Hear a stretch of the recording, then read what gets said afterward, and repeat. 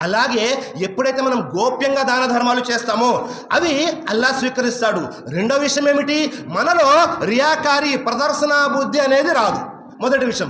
రెండోది, మనం ఎవరికైతే ఇస్తున్నామో, ఎవరైతే పేదవారు ఉన్నారో, బీదవారు ఉన్నారో వారి యొక్క గౌరవ మర్యాదలను కూడా కాపాడిన వారం అవుతాం సోదరులారా. దాన ధర్మాల గురించి ఇస్లాంలో మనం పరిశీలన చేస్తే అనేక విషయాలు ఉన్నాయి. సృష్టికర్త అయిన అల్లాహ్ ఖురాన్ గ్రంథం తెలియజేస్తున్నాడు. 63వ అధ్యాయం సూరా మునాఫికున్ 10వ వాక్యంలో ఏమని తెలియజేస్తున్నాడు? వఅన్ఫికు మిమ్మా రజఖనాకుం కబ్లి అన్ యాతి అహదకుముల్ మౌత్. మీరు మీ మరణ ఘడియలు రాకముందే దాన ధర్మాలు చేయండి. మనము మరణ ఘడియల్లోకి వెళ్ళిపోయిన తర్వాత అప్పుడు దాన ధర్మాల గురించి ఆలోచించడం కాదు. ఎప్పుడైతే మనిషి సక్రాత్ యొక్క సంఘటనలోకి వెళ్ళిపోతాడో, ఎప్పుడైతే దైవదూతలు కళ్ళ ముందు కనబడుతూ ఉంటారో, ఎప్పుడైతే పరలోకం కనబడుతూ ఉంటుందో అప్పుడు మనిషికి ఆలోచన వస్తుంది. ఏమన్నా ఆలోచన వస్తుంది? అల్లాహ్ తఆలా తెలియజేశాడు, ఫయఖూల రబ్బీ లౌలా అఖర్తని ఇలా అజలిన్ ఖరీబ్ ఫసద్దక వఅకున్ మినస్ సాలిహీన్.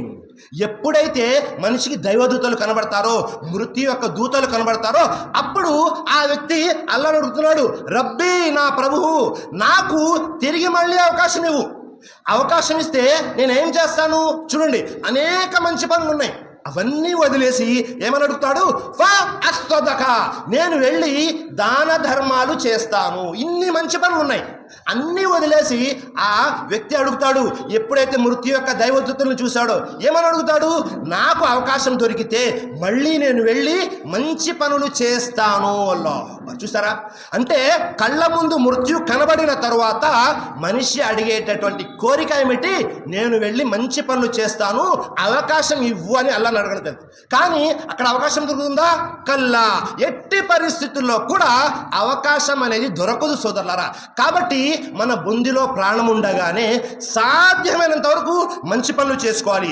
మరియు ఒకవేళ మనము దాన ధర్మాలు కనుక చేస్తూ ఉంటే ఎలాంటి అద్భుతాలు జరుగుతాయి? పరలోకంలో జరిగాయి, పరలోకంలో ఉన్నాయి, ఇహలోకంలో కూడా అనేక అద్భుతాలు జరుగుతాయి. అల్లాహ్ యొక్క సహాయం ఎలా అందుతుంది అంటే